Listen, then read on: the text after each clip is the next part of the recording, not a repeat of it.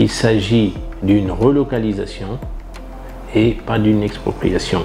Là où sont implantés, qui doivent être déplacés, c'est le périmètre minier de Comilog.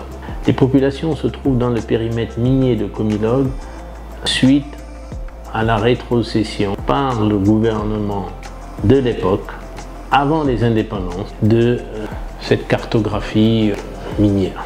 Donc, on ne peut pas parler d'expropriation.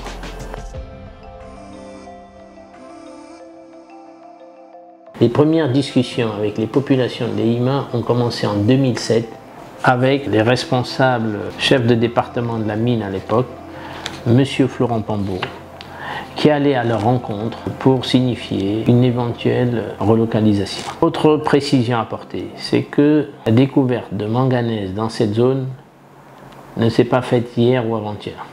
Toute cette zone fait partie du gisement Comilog, qui a été découvert à l'époque. Lors de la constitution de Comilog en 1953, il y a eu des sondages qui ont été faits un peu partout, y compris dans cette zone. Donc on ne peut pas dire qu'on a découvert aujourd'hui un important gisement, c'est pour cela qu'on déplace les populations. Depuis le début de l'exploitation du manganèse par Comilog, on savait que cette zone regorgeait de minerais. Maintenant, lorsque les discussions commencent en 2007, elles connaissent un coup d'arrêt en 2009. Les discussions ont commencé avec les notables, avec les collectifs, des jeunes, sauf le collectif actuel, qui était inconnu. Ce collectif est né à fin 2023, alors que le processus de construction, tout était terminé. Et c'est là qu'il apparaît.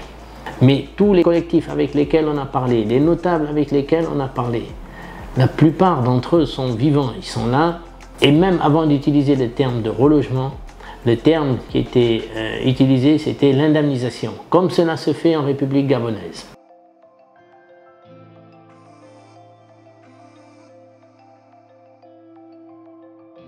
Comilog, plus de 60 ans d'engagement industriel, communautaire et social.